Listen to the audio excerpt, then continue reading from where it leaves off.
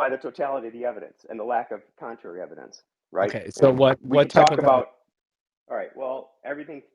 So, for example, if you were to deny, I didn't want to go down Darwin or evolutionary tracks here, because we're talking about morals, but if you were to deny evolution as it's proposed, say you're young Earth creationist, for example, right?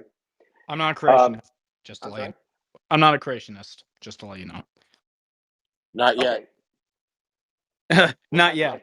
Not yet. I'm Well, saying, according to Darth, are you a creationist? I thought you were not a creationist. Yes, I am a creationist.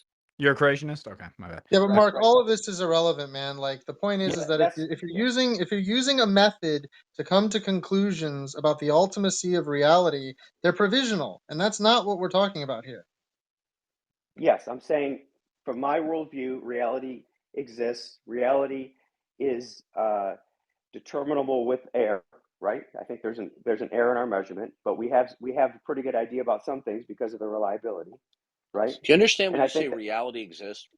Look, existence is not a predicate. Okay, Immanuel Kant even addressed this. Okay. existence exists. We exist. Okay. I think Listen. therefore I I don't have. mean to be rude. Listen to me. I don't mean to be rude, but that's just not that's nonsensical. Listen carefully. I don't think you understood what I said. Right? It took me a while to understand it. Existence is not a predicate. Okay. Existence is something that we refer to, that there is something that possesses attributes and properties, and it's real. Okay. But to sit there and say exists, That's a tautology, yeah. yeah, it's really not sensical. Okay. Well, I wouldn't say it's nonsensical, but it's a tautology, right? I could agree with that, and it has properties, sure. No, but listen. Why do you think Immanuel Kant, who we as Christians would disagree on certain points, but nonetheless he was a brilliant philosopher? Why would he make such an elementary blunder by saying existence is not a predicate? No, he It doesn't. Is this going somewhere? I mean, I'm trying to see where you're going. to say that existence exists is something, and I'm not trying to be demeaning to you. It's the kind of thing that an adolescent who aspires to Yeah, learn philosophy would say. yeah. Well, Okay, we're in the middle of it. Where I was in the middle of a conversation with other people, and I said okay, that in response to okay. a, Go ahead then. a comment about scientific, uh, you know, endeavors and how we know things through science, right? So if we want to have a different Can let me conversation, ask we you can this. have Let me that. ask you this question: can science defend itself? Can science itself? It can descend. It can defend itself through the No. products of That's its thing. false. There are Yeah. there are a number of things that the scientific method cannot establish. Okay, the scientific method cannot establish the laws of logic. Okay, the scientific method cannot establish identity over time. The scientific method cannot establish the causal principle. Okay, Right. that there's a cause and effect relationship in events.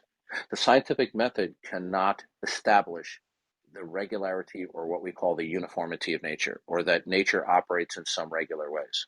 Yeah, those are Okay? all phenomena we observe in the universe. That's correct. No, sir. You cannot observe. You cannot. Well, let's go through these one by one. Okay? You cannot observe identity over time. You infer it. I'm you. Okay. You mean that Okay. something Let is me get different from listen. moment? Listen to me. Listen to me carefully. Okay. Have you ever seen TV prank shows where they take identical twins and they replace one with the other, and the person who's being pranked thinks it's the same person? You ever seen anything like that? Yeah, identity over time. If there was not identity over Okay. time, the universe wouldn't work. We wouldn't be able to exist. No, sir. No, sir. You're not I'm understanding. not sure No, you do. you. Well, I've actually studied this. Okay. Not very Now, well, what evidently. you're not understand. Okay. Listen. If you're going to be snide, that'll be the end of you. You don't know what you're talking about. Okay. Now, when you say that the universe works, you are presupposing the regularity of nature. And when you presuppose the regularity of nature, you're also presupposing the causal principle. In addition to that, when you say the universe works, you're presupposing not only the principle of identity, that A equals A, but that there is identity over time for particulars. So I'm when you say, presupposing none of that.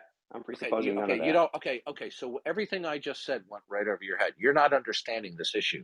This goes down to the very basics of the philosophy of science. I understand. You cannot listen to me. You cannot justify the things that I have listed by an appeal to empirical endeavors. Do you understand that? Everything you've just listed have to be assumed maybe by science, but it's only because it observes it, right? No, you're not understanding. Again, you're repeating the same thing that you said 10 minutes ago. Science, listen to me, empirical endeavors, which are extensions of your sense perception, cannot establish the principle of identity and identity over time. It simply presupposes it, without which, okay, empirical endeavors would not be meaningful. Okay, empirical endeavors must presuppose identity over time. They do not establish it. Okay, do you know what empiricism is? Yeah, I do. What is empiricism? Well, look, I'm a methodological naturalist, Darth, and we What is it? observe. That's not an answer to my question. I Well, we will observe. repeat We the observe. question. Do not listen to me. Let me just tell you a pet peeve that I have. Okay, Yeah. when somebody overtalks and interrupts me in order to be evasive or deceptive, I get pissed. Okay, if I'm making points that I'm not justifying, and you want to interrupt me and say defend it, that's one thing. But you're interrupting me without answering the question. Well, okay. I Now, think you made a bunch of I points asked you that were okay. unjustified. Do not overtalk me. Again, I will tell you again. Don't overtalk me. Now, I will repeat the question that you dodged. What is empiricism? Okay, you done? Okay, so empiricism is our observation of the universe through our sense perception, and modern science is often augmented by No, that is apparatus. wrong. Wrong. Okay, explain to me how it's wrong. Okay, empiricism is the position that the only way or the best ways to know things, okay, is through empirical endeavors. It is a permutation or an extension of verificationism. Do you know what verificationism is? Yeah, I believe it's if you can't verify it, you don't know it, right? No, no. Yeah. Verificationism is a philosophical position that was prevalent in the first part of the 20th century, okay, and I will explain it momentarily, but it got annihilated because upon philosophical analysis, it's self-refuting, okay? So verificationism is a concept of the logical positivists, where they said the only meaningful statements, the only meaningful beliefs are ones that can be verified by sense perception. That's verificationism. Even atheist philosophers today, almost universally, recognize that verificationism is self-refuting. Empiricism is a permutation of verificationism, that the only way or the best way to know something is through empirical endeavors. But you see, that statement cannot be known through empirical endeavors. Okay? So it too, because it is a permutation of verificationism, is self-referential and as a result, self-stultifying. It is self-refuting. It's Okay? self-refuting because it's self-referential. No, not all self-referential statements are self-refuting. But when you say that the only way or the best way to know things are through, okay, first of all, before I continue, do you understand that empiricism, okay, as I'm explaining to you, is an extension or a permutation of verificationism? I think I understand what you're saying. Yes. Okay. Now, do you accept that that is historically true? I accept your definition of empiricism. I don't know the history of it, but sure. Okay. It is historically true. Okay. It's simply an extension saying the only things that are worthy of belief are those that we appeal to only by virtue of empirical endeavors, which are simply extensions of your sense perception. So empiricism is simply an extension or a permutation of verificationism. Verificationism is nearly universally recognized by philosophers, including atheist philosophers, as being self-refuting. And that means that by extension, empiricism, as I have defined it, is self-refuting too. Now, on the other hand, if we say that some beliefs are only worthy of belief by virtue of empirical endeavors, then no one's going to argue with you. But when you use it as a universal dictum, that the only beliefs that are worthy of believing are those that we establish through empirical endeavors, then it is a self-referential and self-refuting statement. Okay? Hey, yeah, JS, you're not gonna come back up, okay, dude? We've given you several No, chances. he's not coming up. He's Darth, I have a a question. numbskull. Yeah, go ahead. When you talk about this idea of identity over time, and it's an interesting one, I can't think of one thing besides God, and maybe abstract objects that are the same or immutable through one time period to the next. So what do you mean when you say identity over time? Maybe I have a different conception or a misconception. Let me give you an example. Suppose there's an apple on the counter, and I say, "Look at that apple," and you look at the apple, and then I say, "Oh, look what time it is," and you look at the clock, and I say, "Oh, you can eat that apple," and you look back at that apple a split second later. You believe that that is the same apple that you looked at before you looked at the clock. Okay, you believe that the both times that you looked at the apple, that's the same apple, although the apple may have changed at a cellular or a molecular level ever so slightly that is imperceptible to you, but that is the same apple. Okay, that's what we call identity over time, or identity through time indexes: T1, T2, T3, T4, T5. Okay, now Right. it is a habit of human consciousness to presuppose identity over time. Now, presupposing identity over time does not mean that the thing in question that has identity over time itself does not subject to change. Okay?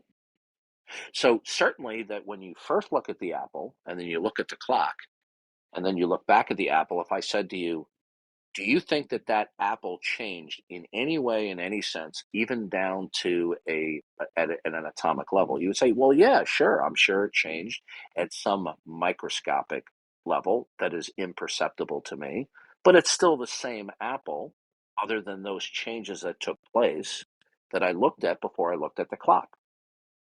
Identity over time is something that is a habit of the mind, right? And the reason why it's a habit of the mind is that is the way God makes us think. Okay. Now there are people who will reject that these fundamental habits of the mind are God-given or because we're made in the image of God. But this fundamental parameter, which you have to presuppose along with others in order to intelligibly think about your world, is not something that one can account for in a not God world.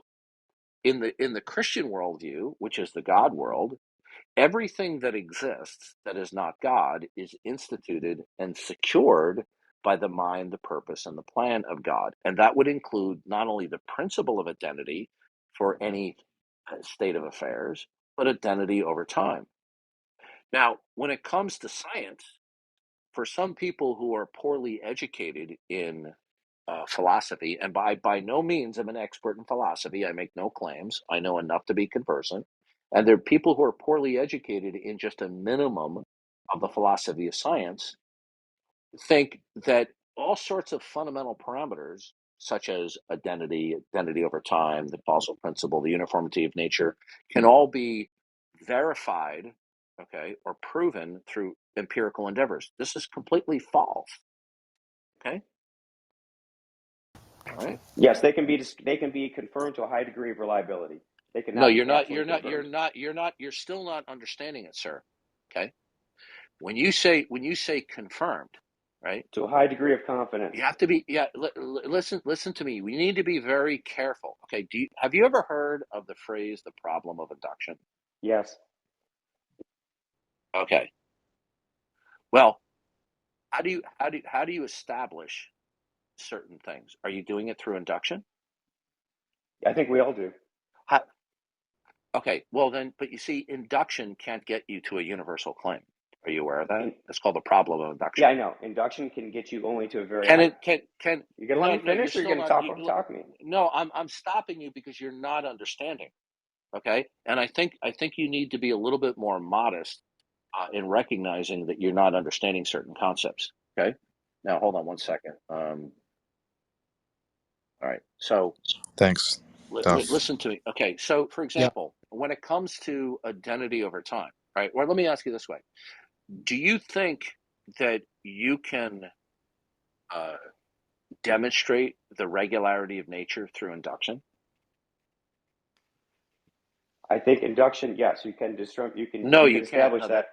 that's a fallacy. You can establish a confidence level of the No, regularity of you're not nature. You're not understanding. Confidence has nothing to do with it. What we're talking about is a rational justification. There are people. There are men who go on dates who think they're really macho and they're not. Confidence has nothing to do with this. The question is there rational grounds? See, this is another amateur Are you mistake talking that about you it? Are you okay. talking about Listen, justified belief? listen to me carefully. Listen to me carefully. You have conflated a rational basis for a proposition. You have conflated it with confidence that something is true. You understand the conflation that you've made? You're claiming that my confidence has no rational justification. You're not getting this. And I'm really beginning to pick up vibes here that you're blinded by your lack of humility and lack of learning. Well, You've demonstrated to me that you don't know some of these basics. So I'm going to ask you again: can you rationally ground the uniformity of nature by an inductive process? can I rationally ground it? No, I can establish that it looks like it exists, and it exists Okay, as far as we that's can it. That's tell. not. I didn't ask you that. But I I think, hold didn't on, ask you can I to elaborate on listen. how I ground it? I didn't ask you. I didn't ask you to surmise how something seems to be. Can you rationally ground the uniformity of nature by induction? Yes or no? I can ground it from a hypothesis, which is supported by induction. No, you're not understanding. Okay, listen, you're not getting this. So either you're just uninformed and or you're suffering from a lack of humility. Okay, listen very carefully. You cannot ground universals via induction. Okay, it's called the white swan fallacy. Okay, if every swan that I see is white and I travel the world and I never see a black swan, and I assert therefore all swans are white, okay, is the universal dictum that all swans are white, is it rationally justified by my induction? Now, I've already admitted there's a fallibilistic Okay, element to it. so you cannot rationally justify the invocation of the uniformity of nature via induction, nor can you do it by deduction, because then you would have to be omniscient. Okay? All right, I think So the uniformity of nature is a concept about fundamental parameters without which you couldn't talk about seeing the grass blow in the wind. You must presuppose any type of empirical statement that you make, you must presuppose the regularity of nature. Okay? right. So I assume you're familiar with like Munchausen's trilemma, right? Yes, I am. Right. So that's where I start, and there are some presuppositions. I'm a foundationalist. There's some foundational presuppositions I make, Oh, right? what is your most fundamental singular parameter that institutes and secures any instances of what is, can be, or cannot be? Reality or existence or the universe, whatever you want to put in there. Okay, now, okay. Do you realize? And There it is. I'm controlling myself by not laughing Oh, go ahead, laugh. because that is the go-to. Listen, that is the go-to response that people go to when they don't know what they're Yeah, talking I know. about. Okay, Continue. Can I ask a okay. question here, Dar? Yeah. Go ahead. Okay, Ask a so question. Mark, if you're familiar with the Munchausen trilemma, right? That the thesis of that is that every single epistemic starting point is Thought I fallacious. was talking to So do you Darth, but agree? okay. But this is it's an aside because I really am interested in this issue. I think about it a lot. So the thesis of that trilemma is that every single epistemic starting point is fallacious. So do you agree that the bootstrapping point of which you're basing all of your knowledge on is fallacious? Sure. And everyone in this room is starting on the fallacious point. Well, that Okay, doesn't good. follow. Then what you have just committed is the tu quo que fallacy. Do you realize that? No, we're all in the same boat. Who has a better No. explanation? Okay, Mark. Let me ask you a question. I understand I certainly do not sound like I'm an expert, but I think I've made it clear that I've studied this issue quite a bit. You just committed the tu quo que fallacy. That means you too, you suffer from the same problem. Okay? It's pointless to say you too. Now, the point is this, right? Unless you are attempting to reason about the world, that at its root, the reason why you can know and believe anything is because there is a creator God who has made us to know things through his revelatory actions. Or if you reject that, then we're going to have to ask you how you come to know what fundamental parameters exist. Now, when I asked you a minute ago, what is it that singularly institutes every instance of what is, can be, and cannot be? Reality is not a term that singularly refers to a concrete one.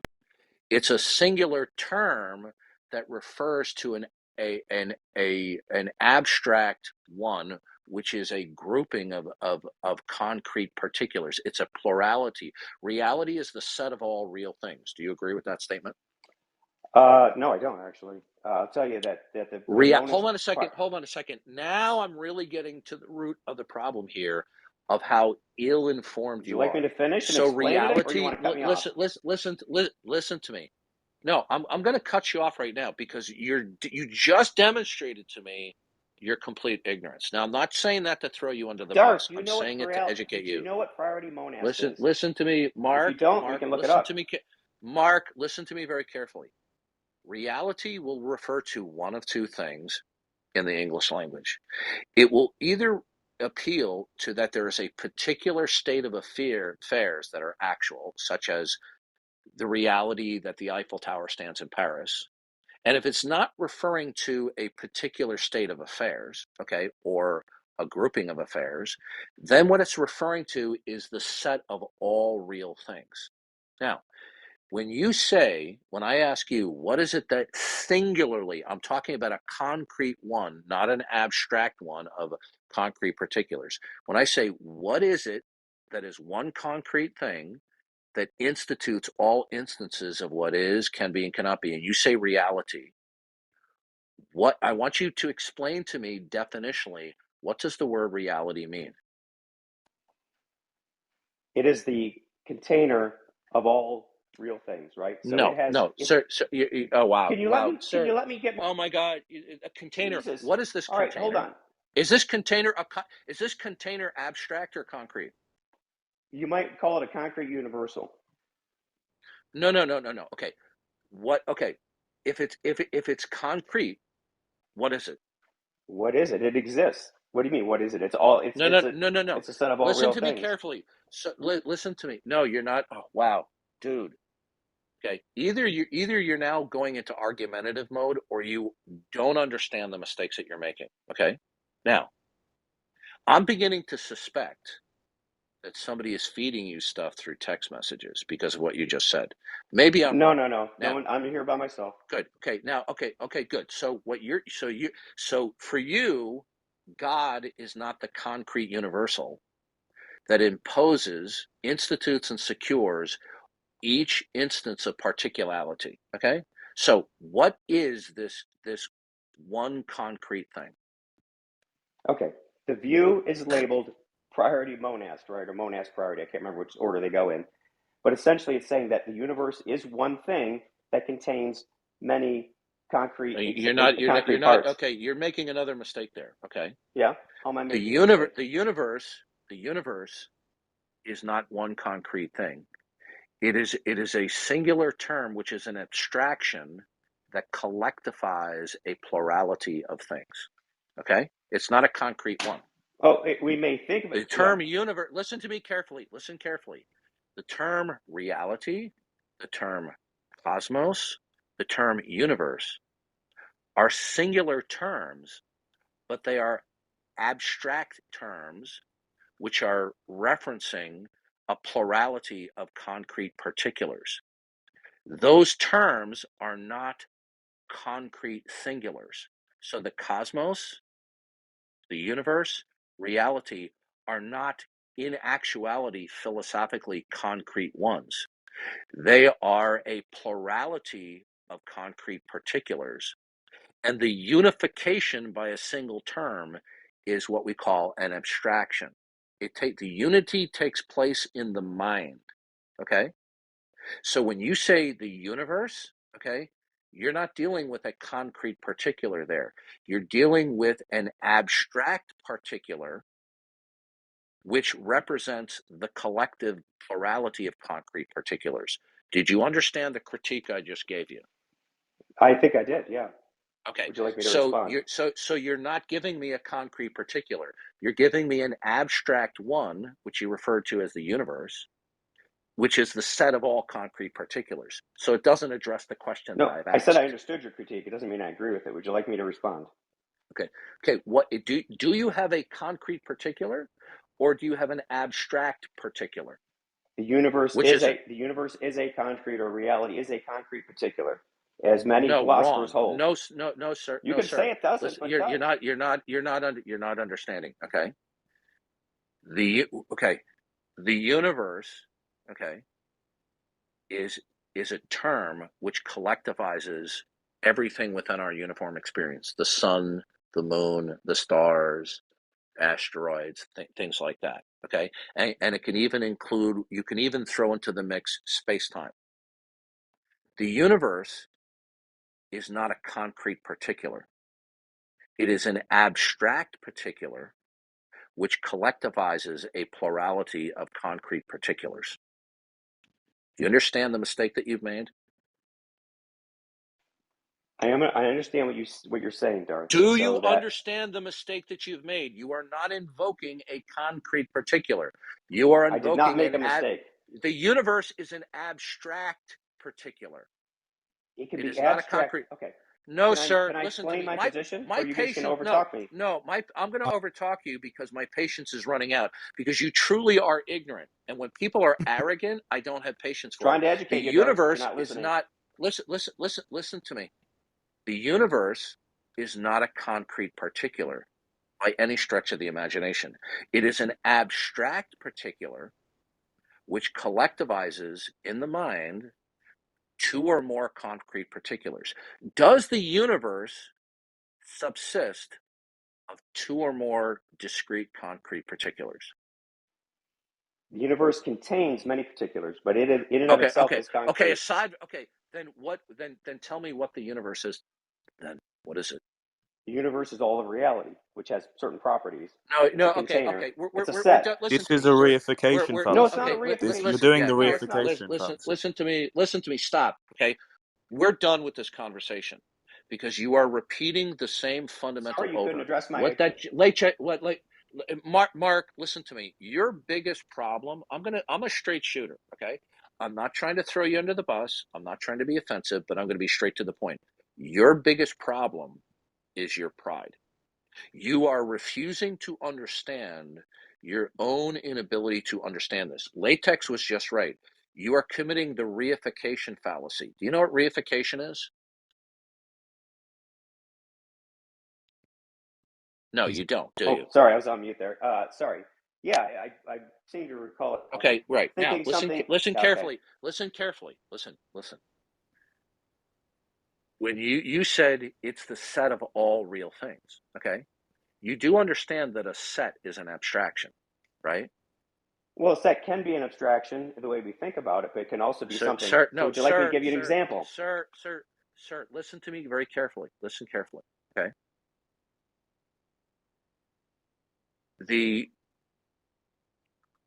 when we talk about a set, okay, the set is referring to two or more particulars. The unification takes place in the mind, unless, of course, there's something concrete that unifies them, right? Now, if the universe is a concrete one, it is then discrete and not the same thing as the totality of all particulars. The totality is an abstract set. Well, let me Now, clarify what he if said, the then. Let me clarify one thing. what is okay? Tell me, what is the concrete one that you call a universe? What is it composed of? What is it? Hold on. One thing. Let me say, when I say set, you're right. The way we think about sets Okay, isn't my abstract. patience is running out. Listen to me. My patience is running out with your arrogance and your Haven't ignorance. let me Okay, say three words. listen to me. I'm warning you. Okay, I've been dealing with you now for quite a while. Listen to me very carefully. If the universe is a concrete particular, then you cannot be referring to a plurality of things. Okay? So what is the concrete particular? I want you to be specific and not give me terms that are abstractions. It's reality. It's the existence that we are embedded in. You're committing the reification fallacy. Reality is simply a term that refers to the set of all real things. Okay? You refer to the natural world, right? Listen, Mark, I'm going to ask you better think carefully about this answer. Okay? Because if you give me a deceptive answer, I'm going to kick you. Okay? I'm shaking, Darth. Now, is okay, goodbye. Okay, goodbye. All right. Okay. Yeah. Oh man, that's what we're. So either this guy is an ignoramus and he's very prideful and arrogant, or he's just pulling our chain and he's trolling us. Okay? And I suspect that it is the latter. Okay? Speaking of which, I think I've seen him before. He was on an atheist. He was on atheist helpline in Discord a lot, and he used to troll you. I think I know who he is. Okay, yeah. Well, it's clear to me that he's not now trolling. It's not just arrogance and pride, right? My favorite part was when Darth asked him what's empiricism, and he said, "I'm a methodological naturalist." Yeah, that was a great answer, wasn't it? Classic answer. Okay, so the point is, when I said to him, "What is the concrete particular that you call the universe?" and then he says, "It's reality." He's referring to a plurality of concrete particulars, not one thing. Okay, and I already explained to him in that error. So yeah, he was trolling. Okay, so we're done with him. Okay. He also came in earlier talking about how he's a moral realist, but then like started appealing to evolution and like wasn't familiar with like naturalism versus non-naturalism and like moral theory, and it was just a mess. Yeah.